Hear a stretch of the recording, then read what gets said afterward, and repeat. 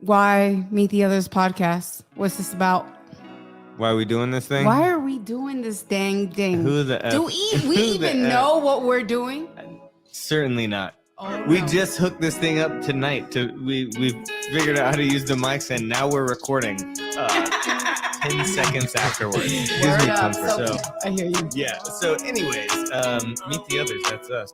Still waiting on this car to come and take me home. Things feel a little different now that we grown. Till I turn the ass, sure they put my name in stone. Live how I wanna live, cause we die alone.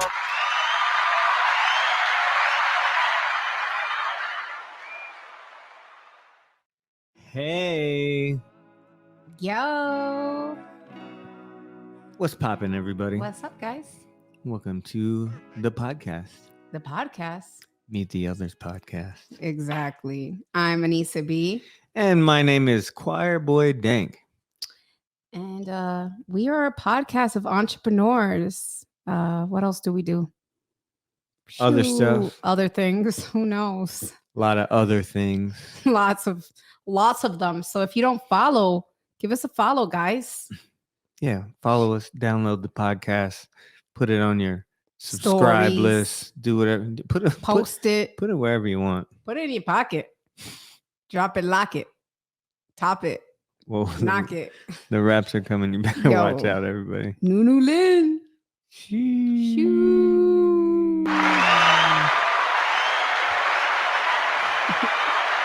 She's here, everybody. I am here now. She is here now. I'm here now. Yes. So So what's up? we got a podcast for everybody today. We do. A good one, I think. For sure. This is inspired in our territory type of podcast. Something that just like fed us, gave us Something- fuel. Yeah, something that could feed y'all if y'all want. If you don't want to get into them pages, boy. Yes. Yeah. So This would definitely be great for a lot of entrepreneurs, creators, people True. who have a lot of self-doubt. Just things, roadblocks that are keeping them from doing what they were called to do, period. yeah, no, this is an inspirational motivator. We got today we're doing a book review. Book review. Yes. So Oh, shoot. Shoot, I'm reading. reading? That's why I got the glasses on today. I don't have my glasses on, but normally I wear glasses and I'll be looking straight like a nerd. Yeah, we got the book review. This one is Steven Pressfield's The War of Art. Not to be confused with The Art of War, but just as valuable and just as, honestly, for me, very iconic. This book I've gone over twice at this point already, just because I think that it's that valuable. Yes. It's something that we got the hard copy, and then we got the audible what do you call it, audio book version of Yes. it. And yeah, I don't know, I think that this is something that pisses in the face of resistance, right? Like For this sure. this is like valuable stuff. Yes. So I don't know how you want to get started on it. What do you want to talk about? I feel like you got some notes. I got some notes. You want to compare notes on this thing? Sure, we can do that. Yeah. Yeah. Sure. Well, first and foremost, I am very resistant in reading. Background story. Kind of taught myself how to read. Taught myself a lot of things, but that's another podcast episode. I never learned how to read. It took me a long time to like really. I'm not the type of person that sits down and like can read a book and be like, I don't know. It takes a while for me to like really dig deep into a book and be like, I like this book, I'm gonna read it. But lately I have been, exercising my brain a lot more and reading more and finding joy in reading and like actually taking it in and understanding it. That's just reality for me. So this book was, I like, as soon as I opened it, super gravitating. Well, the cool thing about it is it's got a lot of short chapters. Yes, everything's pretty short. Yeah. So like if you're like like me who doesn't like to like read, you could literally go through one chapter in about 5-10 minutes if you have to read it like a few times just to understand what's going on. But it's so easy to understand that you don't need to do that. It's an easy read, and it's really cool because I think that, you know, I find it hard to read any like kind of like story books or different like I always love I'm sorry, but TMI, but I love my sex books. Like, right. You know, I don't read much I don't know what you call it. Fiction, nonfiction. I always get those kind of confused because, you know, whatever. I'm not super avid, like, whatever. Like, but this, I like self-improvement books. That's kind of what I like, self-improvement and just informational books. But this book feels like a conversation almost. Like this guy is just like talking to you like, yo, I got this, you know, hey, I went through this stuff and I got some gems for you. So some background on Steven Pressfield. He is a book writer by trade. He writes, he wrote Bagger Vance, which got turned into a screenplay, a movie about a golfing thing. That was kind of his first big foray that was successful. Until then, before then, he had a bunch of failures. He kind of struggled through life and didn't hit any home runs with his calling until then, right? And I think that one of his stories in that is, I think he kind of struggled with, and they'll talk about this in the book, is like kind of like writing for the market, right? And writing for like what he would think would work for people and what he could sell, right? And he would say that Bagger Vance, he even went to his publisher and was like, yeah, well, it's a book about a golfer that is like a story. And see, I have no idea what that is, but keep going. going. Bagger Vance was like, I don't know. I don't really know that. I just kind of roughly remember the movie, and it was like, I feel like it was a caddy, and he's went to his publisher or whatever and was like, well, you know, I really feel passionate about this book. And he was like, it's going to tank. Like, it's a golfing book. Right. It's not going to sell, but I just felt like passionate to write it.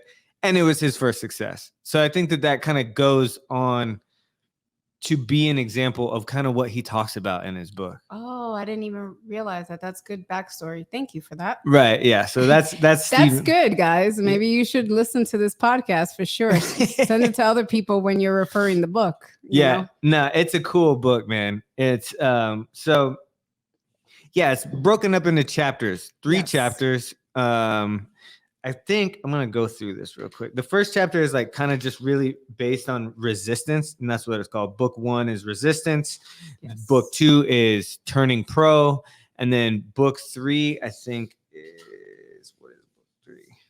The book 3 is really where I kind of really like fell in love with it, was the beyond resistance, the higher realm. Right.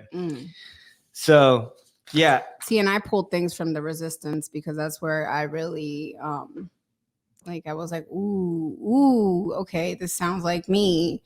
This is where I can like kind of, I feel like I need to focus on more because I'm still in the beginning of my healing journey. Right. Of what, you know, like trying kind of overcoming the resistance. Overcoming resistance.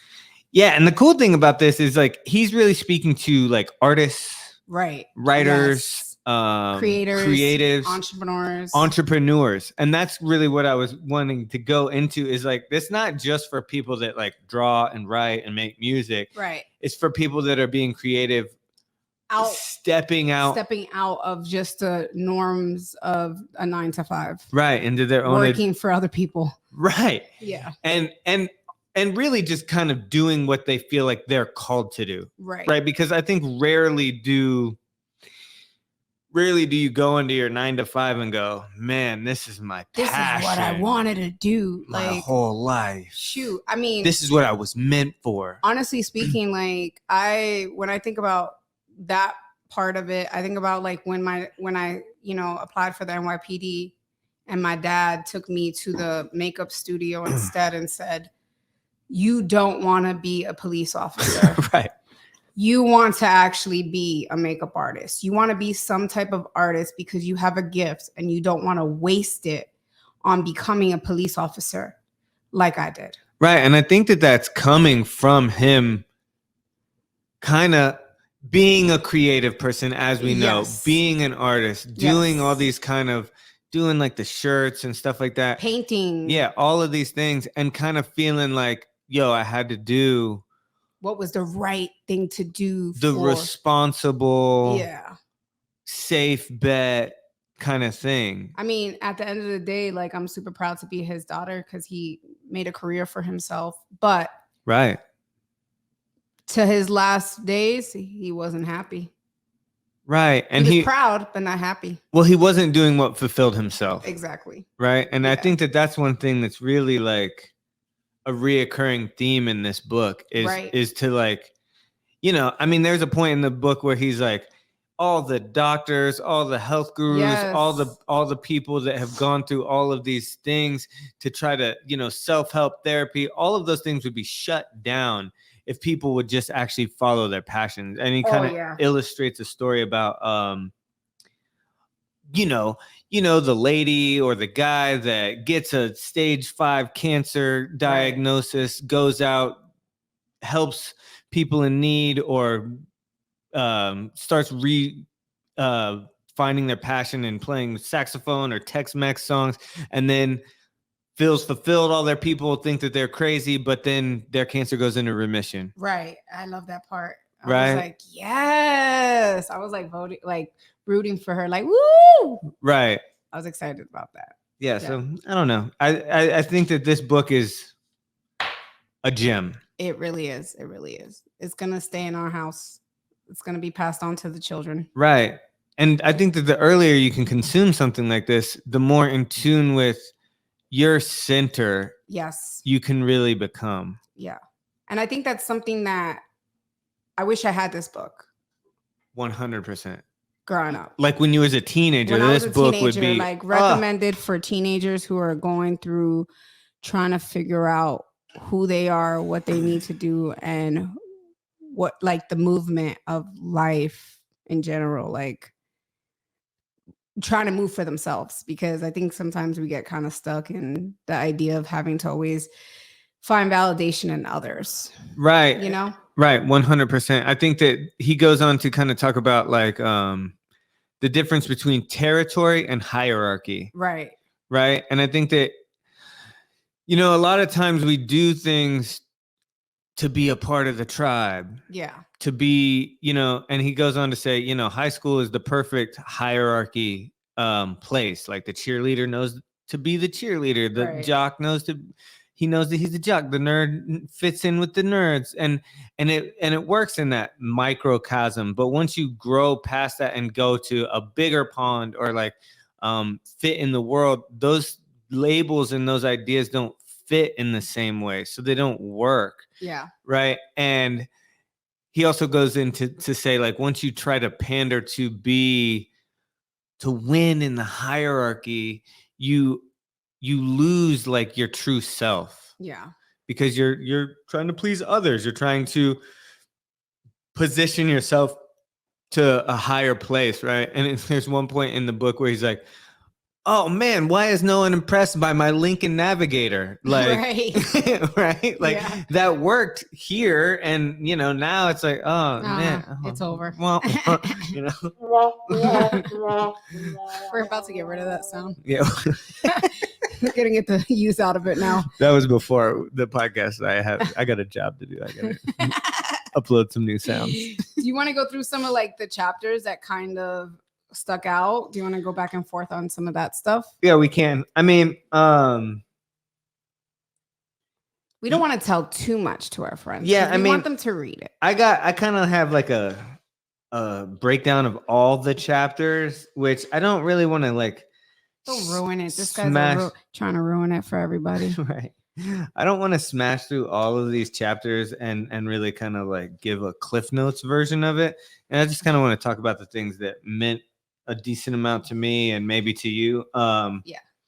So yeah, I mean, I guess at the beginning it really talks about a lot of the resistance of why we don't do certain things, and how resistance kind of manifests, how it's kind of invincible to some degree. It will shapeshift and find a way to keep you from writing your chapters, to keep you from making that album, to keep you from starting that business in so many ways. Right. Right. Yes. And that's kind of how it starts out. And I feel like you have a little bit of, you said earlier, like the resistance kind of portion of this thing spoke to you to some degree. It definitely spoke to me because that's where I'm at right now in my beginning stages of like actual self-development. I feel like I am at that.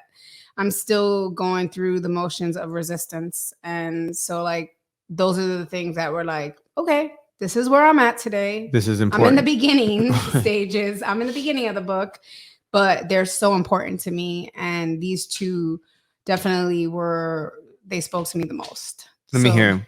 The first one is resistance is invisible. And it says, resistance cannot be seen, touched, heard, or smelled, but it can be felt. We experience it as an energy field radiating from a work and potential. It's repelling force. It's negative.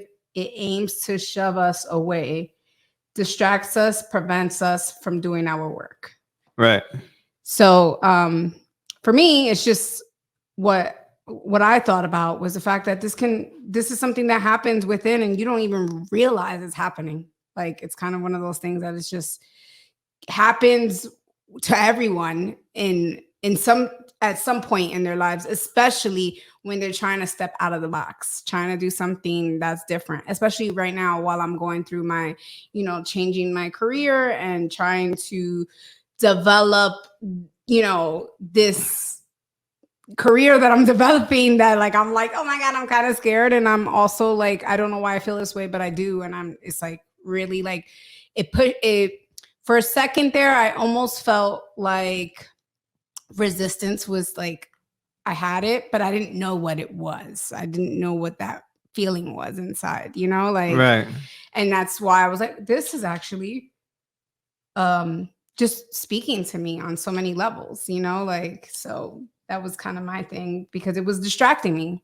It was preventing me from doing what I had to do. It was making me feel like I was actually feeling like a little bit of self-doubt, which is the next one that I have, like, so that's why they went hand in hand for me because it was like, with resistance and self-doubt, this was the other one that I loved. And it says basically self-doubt can be an ally. This is because it serves as an indicator of aspiration. It reflects love of something we dream of doing, and desires to do it.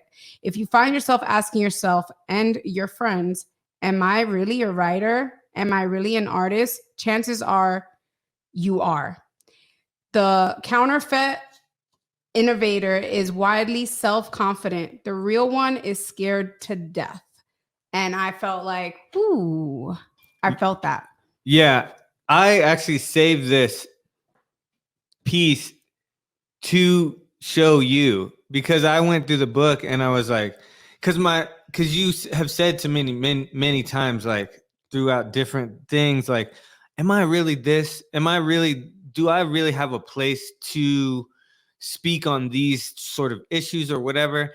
And it really was a beacon to me to say, of course. And not only do I see it for sure, because I know who you are, but that also is like the reason why you feel that way is because you actually care. Right. And it makes you even that much more equipped to do that and give the right information and be that person and to speak from that, because you're not just like, oh, of course I know what I'm talking about, and because you actually have some level of like, just need to be authentically doing it. Right. And that's, I think, awesome to hear and like somewhat validating that like I am meant to do this. And the reason why I'm scared is because I'm meant to do this. Right.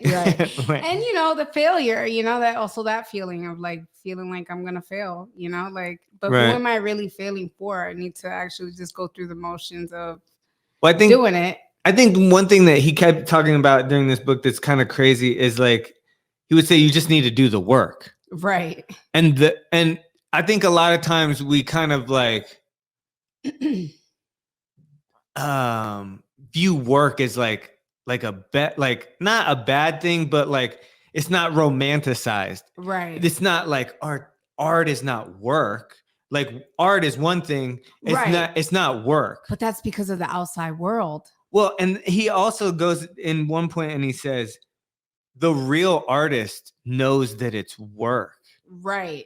And if you separate yourself and turn pro, like the amateur thinks of art in this fairy dust and it's not work. Right. Because it's like not real, but the real artist knows that the work is the real art, and the mystical will find its way to inspire you while you're working. Yep. Right. And I thought that was so valuable because I think that sometimes you think that you're going to have this divine inspiration every time, and you need the divine inspiration to do the special, inspired work or business or art or whatever. But I think that it finds its way while you're doing the 9 to 5, if you will, of the mundane work. Right. And I thought that was super cool. And that's one part of the book that I felt inspired by, that it was like, yeah, the muse will find its way. Oh, yes. Through that, and give the muse the respect to just get to work. Right. And it will inspire and it will create things that you, the artist, will not fully be in control of just by the technique. Mm-hmm. But if you toil and get the technique to a place that is of a high level, that art will flow through that technique. Right. And that art is divine and will kind of be inspired. And it's just your job to refine the technique and do the work. And then the special shit will happen within that. And I thought that was super cool. Yeah. Right. Yeah. What are some of your things that gravitated? So one of the things that I thought was just amazing and gives me a little kick in the pants to some degree is when he was talking about being a hack. Oh, yes. And I told you about that. That was one thing that I kind of saved for myself. Yeah. Why did it kick you in the face? Well, in the pants to some degree. Just in the pants. Not in the face as much. Shoot. Pants, face. Good. Yeah, it's just about it was about the audience. And it said something to the effect of a hack is a writer that second guesses their audience and wants to anticipate the market. Right. And write something that they think will sell or they think that their audience will like, right, rather than doing what inspires them. Right. Right. And he talked to some point about like Van Gogh never really like being a legendary, amazing artist and never actually selling. My favorite artist. Love Van Gogh. Which is amazing that was one of the. But he never sold a painting during his life. Nope, he did not. Because he was like doing the art for the art. Yep. He wasn't doing it for the market, to sell it, to get into the gallery as a hierarchical win. Right. He was just in his territory. Yes. Right. And that was super inspiring to me to go, you don't got to do the thing that worked before. Right. Or the thing that these people like, or that those people like. You do the thing that inspires you. Yes. When you're doing it. Well, and I think that's why this book is so valuable, is because of the fact that as children and growing up, it's always like, we got to do this way Right. because we need to impress everyone else. And then we Right. forget about ourselves. Draw inside the lines. Yep. Make sure that you do. Oh, that piece of art got put on the bulletin. Oh my God. You How know, many times like- that happened to me? Like that type of thing. Whew. And then you're like, oh, okay, so that's the thing that's worth value. Yes. Yes. You know, not so. I think that this book kind of debunks, working for the hierarchy of the work and doing the work that is in your territory. And the way that he kind of defines territory was really kind of also inspiring to me. Was, you know, you're in your circle of expertise and in your lane when you'll do it when no one else is. If you're the last person on earth, you'll still do it. Right. Like he kind of likened it to Arnold Schwarzenegger being in the gym. Oh yeah. Yep. Or like I don't know, there was other people. He said Microsoft, Bill Gates, when he parks his car in Microsoft, or just, you know, people that are doing it, they'll do it because the work inspire, like the swimmer that goes swimming and is in a mood and isn't really happy, but as soon as they're done doing those laps, they're fulfilled, right? And that's your territory. Do you feel that way Do I feel that way? What? when you're doing your music? When I'm doing my music, I do. Yeah. Right. It's like when I'm doing the beats, when I'm writing the songs, it's like I don't need, to some degree, it's almost like I feel like Van Gogh to some degree, because I have so many songs that I'm like, well, this is kind of for me.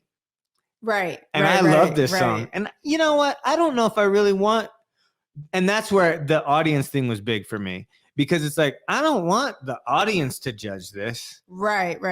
And I feel like to some degree, it was also very inspiring, because it's like, I'm second guessing my audience. Right. And holding that back from them with, if I gave them the chance to accept this different thing that I've created, they'll probably love it. Right. And if they don't, then they're not your audience, and that's fine too.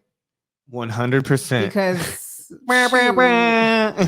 Like, I mean, if you think about it, like, I loved special effects makeup. That was my thing, and it still is my thing. And I still have a lot of like fire inside to do that. Right. My audience isn't here.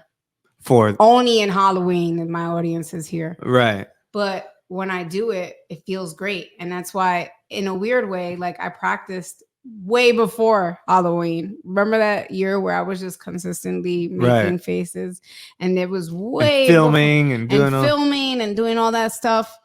That was me not giving a shit about the audience. I guess maybe I had a little bit of that stuff in there, you know, like, and it was fulfilling. It was a real fulfilling. It's your territory. It was my territory. It still is my territory. I don't do it as much because, you know, my mind has shifted and my goals have shifted. But it's definitely something that when I'm in it, and I don't care about the audience. Right. You know, like, it is what it is. So I get that. Which is cool. Is cool. I think I wrote something else down. I want to see if we talked about it or not. Oh, there's just a quote in the book that I thought was really cool, which it says, to labor for the arts for any other reason besides the love is prostitution. Ooh. And I was like, ooh. I felt like I heard that at the gym when I was like, yes. Like, and then like I forgot about it. Yeah, that's the reason why I've listened to this book more than once. And I plan to listen to it probably 3 or 4 more times. Did you get to read it at all? I read probably up until maybe the second part. I would definitely recommend everyone reads it, because it is good to read it too. Like, it's a good book to take in. I mean, I read it because I was getting my hair done for like 6 hours, and it's such a quick book to get through. Like, it's not hard at all. But then I listened to it as well, and I listened to it again, and I'm in the middle of listening to it again, and I'm like just in the beginning again, just because I want to kind of grab some The more, pieces, like some right? more treasures from the Some book. nuggets. Some golden nuggets. Nuggets. Yeah, no, it's good. I'm definitely down to read it again. I kind of set out to read it before bed, and then, You go night. I got out of that This habit guy a little takes bit. some magnesium and then he's gone. Yeah, but I think that's a good advertisement for the book. So Yes, guys. So that's it, man. Check out the book, Steven Pressfield. Put that up there. Let's shoot. The War of Art. It's Yes. a quality read. So you guys definitely check it out. Something to have in your library, something to pass on to your kids, something, it definitely, I've already started with my kids. I'm like, hey, we're gonna make things happen, and we're not doing things for anyone else but ourselves. And I'm like true believer in that. right. I'm like, oh shoot, some of these nuggets kind of reminded me of like my mom and dad. I mean, just some of the things they installed in me, like, this is your life, Right. Yeah, So for sure. But anyways, guys, thank you for listening, tuning in. So until next time. Yeah, if you see these faces, then it's us. Meet the Others Podcast. Peace. Peace. Why Meet the Others Podcast? What's this about? Why are we doing this thing? Why are we doing this dang thing? Who the F? Do we even know what we're doing? Certainly not. Oh, We no. just hooked this thing up tonight. We figured out how to use the mics, and now we're recording 10 seconds afterwards. Gives me Word up. comfort. So I hear you. yeah. So anyways, Meet the Others. That's us. Still waiting on this car to come and take me home. Things feel a little different now that we grown. Till I turn the ass, so they put my name in stone. Live how I wanna live.